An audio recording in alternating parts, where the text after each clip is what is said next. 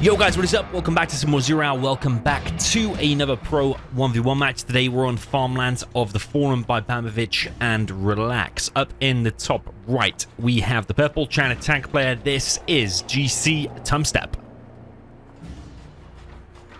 All the way down in the bottom left, facing him today, we have the red player. Expert player in Zero Hour. This is the China tank. That is BoYcaH. Not the easiest thing to do to place a perfect supply there after you've just built power there. Maybe a little design flaw on the map and a disadvantage for this south player, because if you don't squeeze that in correctly, let's say you built that power a little bit diagonally, just a little bit at an angle, this supply would not be able to be perfect. But it looks like BoYcaH has managed it. And when I say perfect supply, by the way, I mean that the trucks get minimal movement.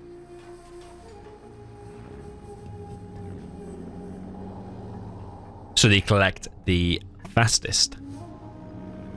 2 supplies, double war factory from both, as to be expected. Tank mirror is always a GG. Battlemaster battles with the autoloader upgrade, always really fun. I've played this matchup on this particular map against strong players quite a few times, and what I find is one of the strongest things to do is actually open with an outpost and a flamer and send it at one of the flanks together, because an outpost and a flamer does counter a lot. If the enemy makes a flamer, your outpost kills it. If the enemy makes a gap, your outpost and flamer both kill it. If your enemy makes an outpost, then your outpost kills it, but then the flamer can clear it up. And if you get in the base, you can obviously counter that with the outpost, but if you get in the base of the flamer, you can start flaming down buildings. Tends to be quite a strong opener. Probably on any map, actually, in the tank mirror, if you think you can get through, but especially on this where there's so much space.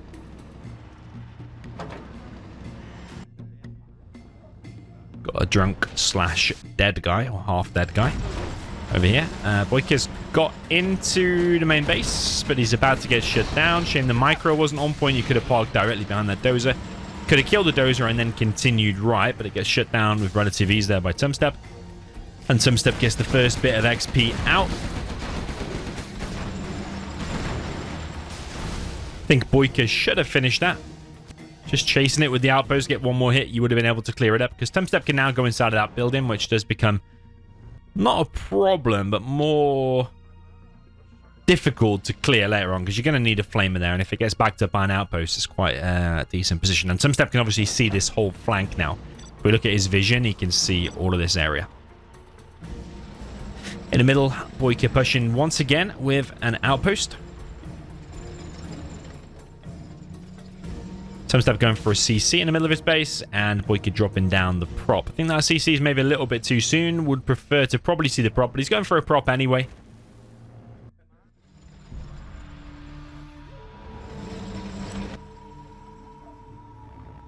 Yeah, one decision you got to make in this matchup and this map as well is, do you get a blob of units there and a blob of units there, or do you keep one concentrated force in the middle?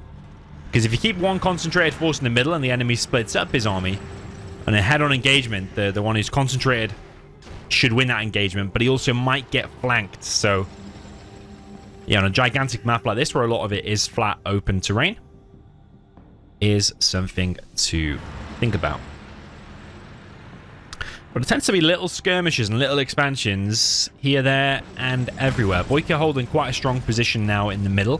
If he gets the capture upgrade and gets some of these artillery platforms, will be even easier to hold, because those provide a nice little bit of cover while you're fighting on the ground. A nice bit of artillery cover. There is a flamer moving in on BoYcaH's oil, but does he have these on guard mode? Because if he does, they should shoot down the flamer.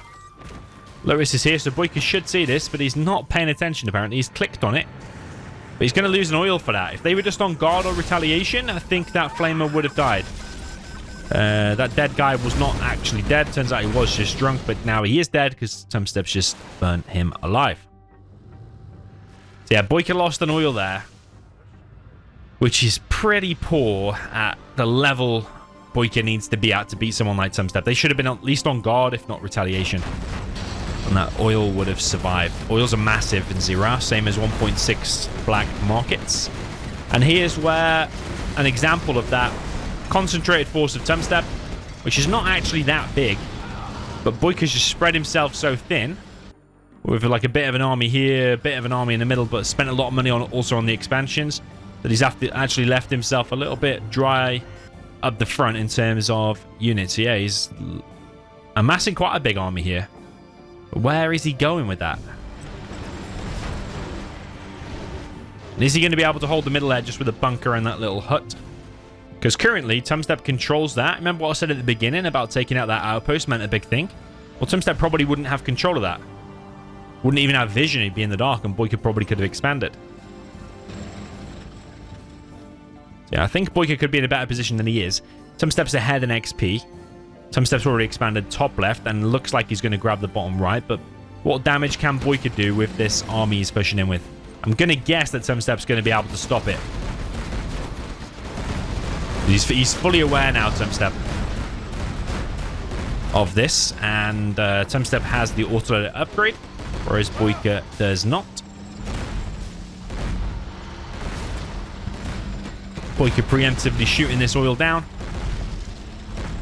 Tumstep should be an advantage here, although he is coming in a little bit single file, but BoYcaH's not even changing target. If he loses that Battlemaster, Tumstep will get level 3. He does. He gets level 3. BoYcaH losing a fair few units here. And Tumstep,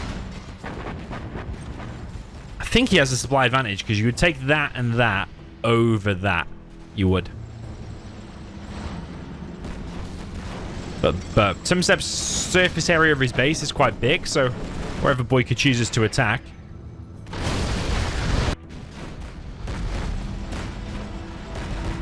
Tumstep's got to make sure he has enough units there. Maybe he wants to squeeze in a Helix. There's only one GAT here, actually. It's very low. So a Helix would do a good job of wrecking all of that. There's only a few tank hunters in here as well. BoYcaH does have the autoloader upgrade now. Mixing a troop crawler, not something you see every day, but you do see some players doing it. I think we've seen Big Size do it a few times. It does distract the fire pretty well of the Battlemasters, but if you've got enough GATs in there, it should be pretty clear upable.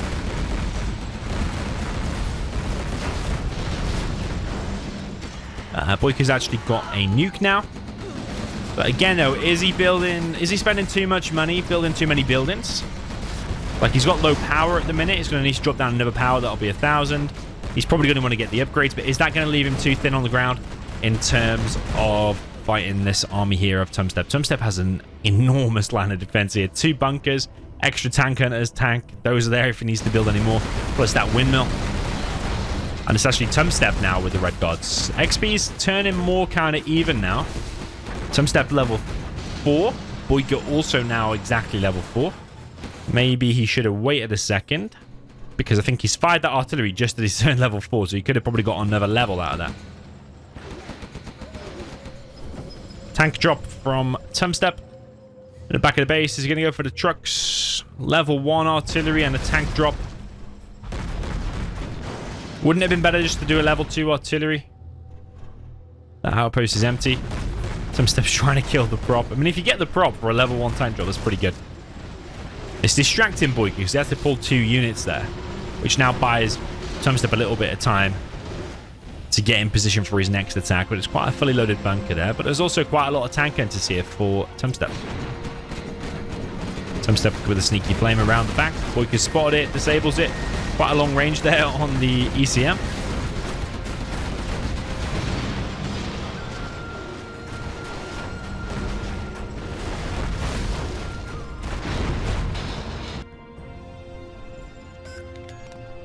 BoYcaH captures himself an oil, and that's the, if I'm not mistaken, only oil remaining. So 1 oil for BoYcaH. He's still collecting from the middle.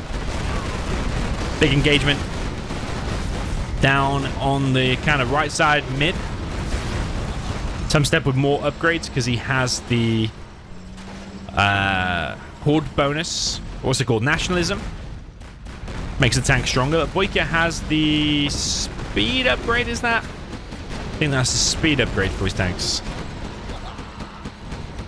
But he doesn't have enough tanks, and he doesn't have enough infantry as well. I think that's probably, he could do with a troop crawler now, and probably some tank hunters in this army. It's interesting how it's slightly evolved tank mirror. It used to just be like Battlemasters, 1 and 2 GATs, ECMs, but then it has evolved to mix in more tank hunters, and then evolved again to see red guards mixed in there as well. You see, these tank guns do take a while to go down. Even though BoYcaH had the superior numbers there, it still took a while to clear it. Both players have now got a nuke, and BoYcaH is in the back of the base with the Lotus. Is he going to steal cash, or is he going to steal the supply? There is still 3.2k there. Looks like he's stealing the cash. Well, you can do a little trick to counter that, by the way. Spend all your cash quickly, and then when the Lotus has finished the hack, then unspend the cash, cancel the unit, so you just queued up. BoYcaH's losing HP on these trucks. So it's right having control of the mid, but once you've got to start collecting from there, you're probably going to end up losing some trucks. It's going to lose a GAT here as well. Carpet bomb coming in from BoYcaH, and it's actually doing pretty well in these last few minutes. Got 3 tanks. Looked more juicy than it actually ended up being. 3 tanks, though, you'll still take it. BoYcaH's now level 5. Another 1,000 stolen from Tumstep, and he's not realizing. Makes a huge difference to the cash hack, and he's still got that oil. So is Tumstep falling apart here, actually?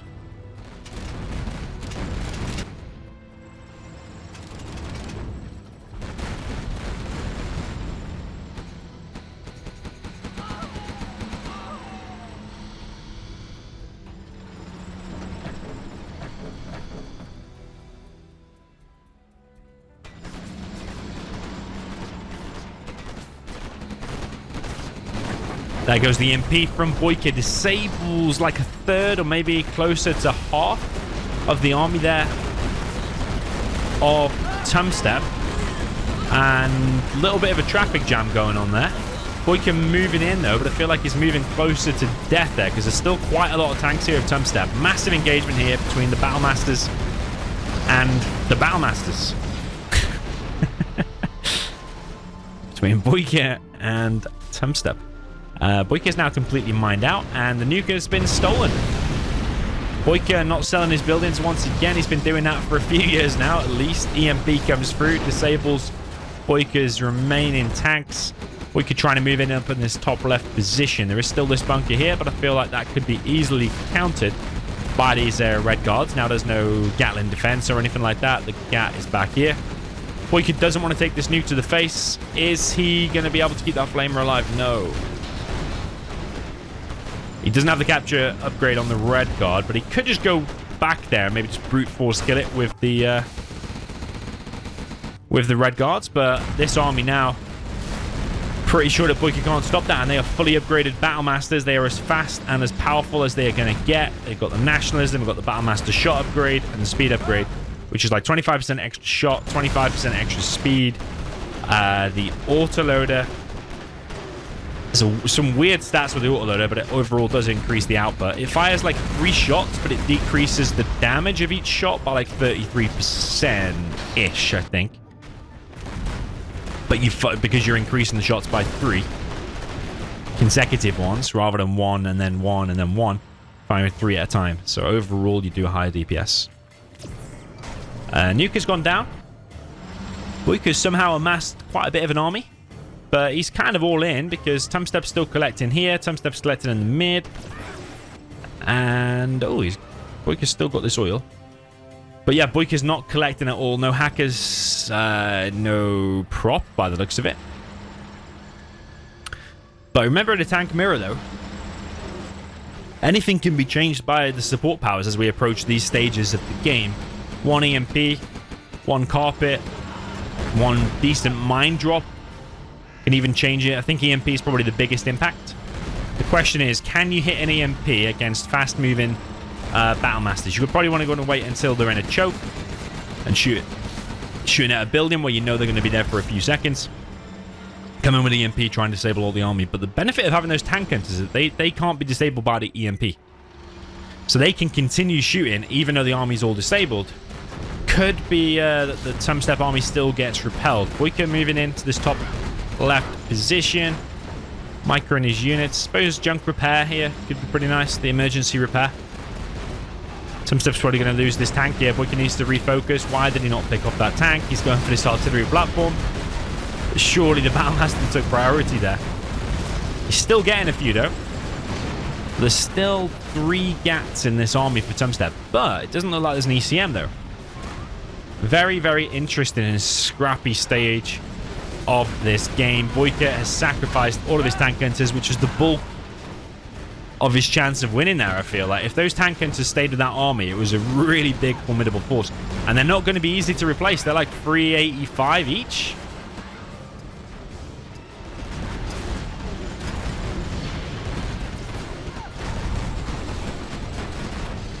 BoYcaH's really having a good go. He's still queuing more Battle Masters across the map. But if Tumstep takes out that one gap, makes a few tank hunters, then BoYcaH's... Well, let's say he makes 6 tank hunters and takes out that one gap. I don't think BoYcaH can then win. He's trying to collect on the middle, but 2 of these trucks are extremely damaged. And that triple vet tank hunter there in the middle is just going ham, just wrecking absolutely everything.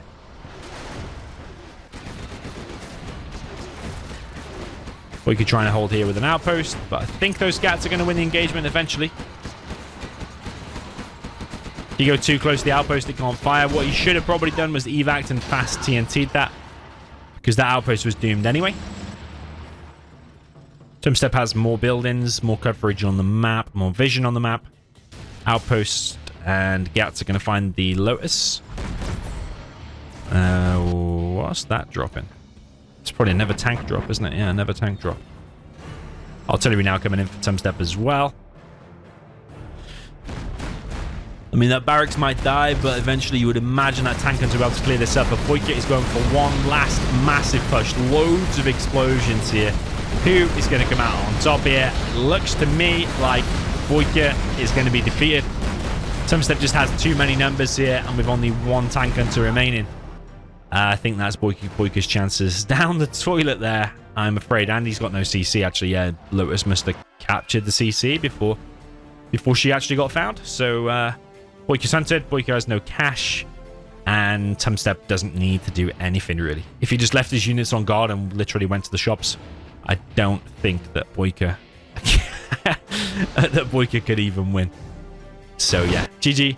Well played. I think BoYcaH still had a good chance there at the end, even though I think Tumstep probably played 20-25% better throughout all of that in terms of all the engagements, decision making, map control, expansion, bits of micro, all of that. I think Tumstep overall played better and was the deserved winner here. But BoYcaH did have a chance there at the end when he mixed in all them tank hunters. Let's say he had like 8 tank hunters or whatever, but he just kind of left them out in the open, sent his tanks back and let the tank hunters die. Why didn't he keep them combined together? And then he probably would have had a better chance of winning. But GG. Well played. Let me know what you thought of this in the comments. Do you like both of these players? Which one is your favorite? BoYcaH's kind of the older player, let's say, but he's not actually that old. Won the World Series in 2020. And Tumstep's like only 15 years old, as you know. He's from Ukraine now, lives in France. And yeah, is he going to go on to achieve like a World Series victory? You let me know all your thoughts down below. GG, well played. I'll see you in the next one.